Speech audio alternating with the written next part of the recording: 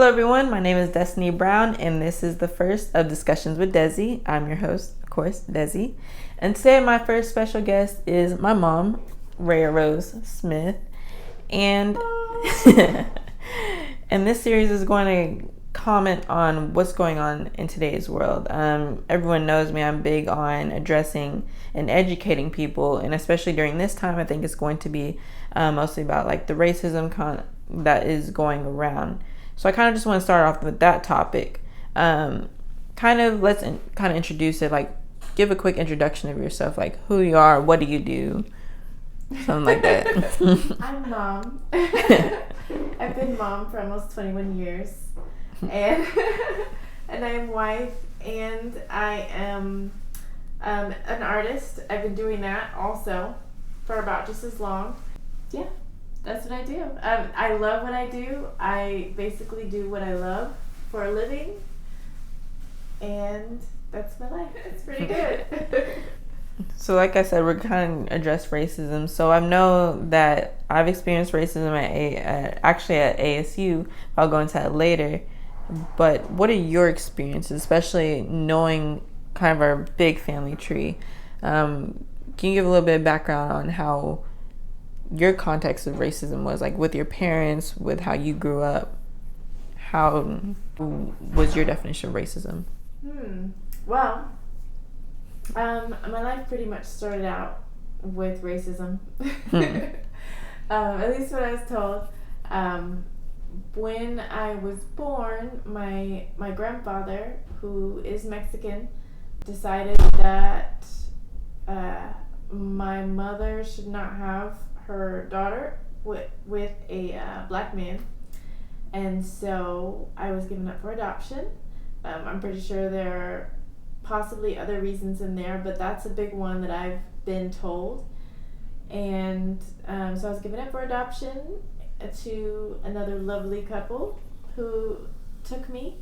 Since I have met my biological family as well as my grandfather, we've made amends and had peace and love, so all of that was a thing of the past, but that was my introduction to the world. I'd say after that, I didn't see as much, in spite of the fact my parents who adopted me were a mixed couple. My father was from Alabama, and of course it had seen a lot of racism, as well as my mother, and them being together as well, they experienced a lot. However, I didn't see too much of it.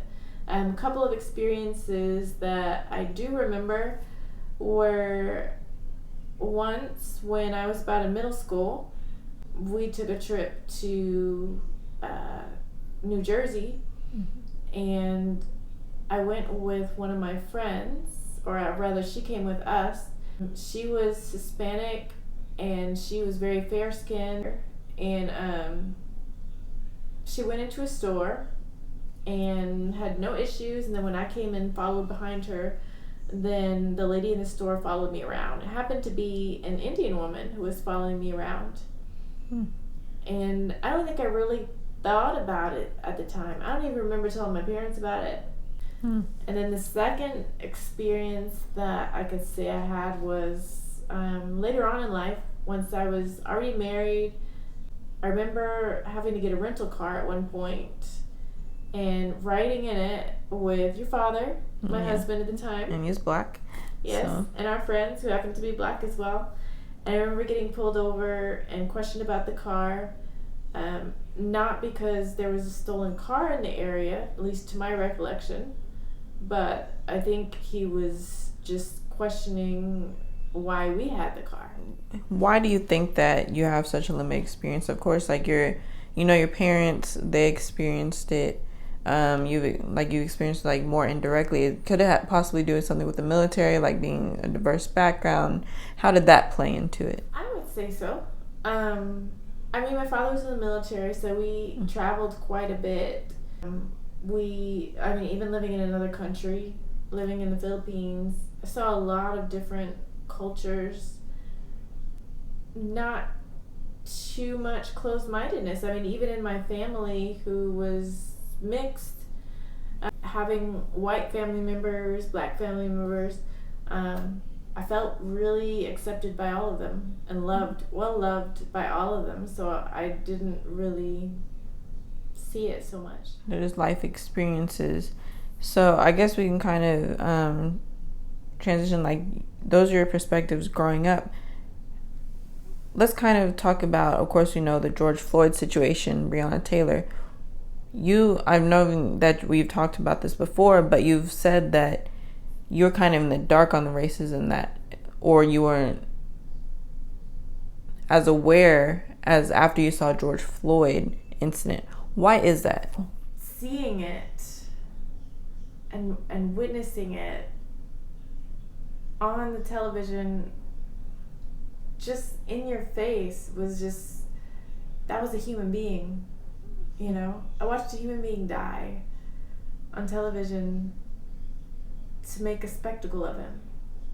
That was harsh. It was something very hard to watch. It wasn't just a race issue for me. It was a human being that didn't have justice. That hurt my heart. And just seeing everyone's reaction and feelings, and I guess my experience has evolved as well, so that I could see a lot more injustices that are going on. You know, previously, I think I'd been around people who constantly use it as an excuse. Mm-hmm. You know, well, I can't get ahead because of my race, or I can't do this because of my race, or black people don't do that, or, you know, I saw a lot of limitations that I didn't like in people who did have a lot of potential, who could do a lot of things. And so I think that kind of turned me off from focusing on it. Mm-hmm. But then seeing this, it was like, okay, that's clearly a violation of someone's right to live. And I do acknowledge that there are a lot of things that have happened in history. And granted, I've been studying as well, you know, not just listening to what people say, but I've also been reading and looking up actual events in history that took place not since the beginning of America, but just in the last century itself. Mm-hmm. The injustices that have taken place, the disadvantages that have taken place. And I have been able to really empathize and to look at this and say, this is crazy, you know, to take so much from a culture and expect them to operate on the same level as you operate. The system that we're under that's supposed to protect us is not what we think is supposed to be our safe haven, is actually just abusing people based on biases and sweeping it under the rug. So when looking at that, knowing that this is happening, I think that you can't deny it anymore because it was recorded, and I think that was a catalyst.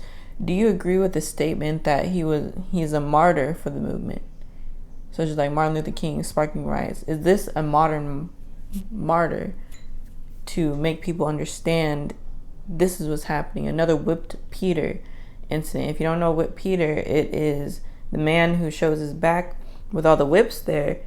People in the North didn't believe slavery was that brutal until after seeing it. So is this the same scenario? Was he a martyr for the movement? I didn't think that he intended to be. Mm-hmm. Yeah. I think a lot of times when we look at martyrs, they know, you know, mm-hmm. They know that they're a martyr. They know that they're going into this for the cause. I don't think that he intended to be. I think it just happened to be. I think we've created a martyr, and it's allowed people to open their eyes, even to previous cases or previous situations that maybe have been forgotten or not prioritized. So that's why we say, like, never forget now. So that could have, now that's even more emphasized because of George Floyd, you would say. Yeah, I think it scared a lot of people because it looked like, you know, an old-fashioned lynching. You know, when people were just hanging from trees, and you would bring your family out, you know, kids and all, to go watch. I think we looked at that and we said, man, we thought this was a part of our history. You know, we thought this was back here, something that we've been through, and it's gone. And it looks exactly the same. So when you say exactly the same, and I believe that George Floyd, he has opened the eyes and has much influence, has there been progress? I think there's progress. How much? Like I said, I think that this situation scared everyone because we realized maybe there wasn't as much progress as we thought. You know, we thought we were at least past this. You know, we understand that people may be killed in the dark, you know, when nobody's watching. There may be a lot going on that we don't see and don't know about, but to have it like right in front of our face, to have it, to sit there and watch it on your television, it's like, wow, that's scary.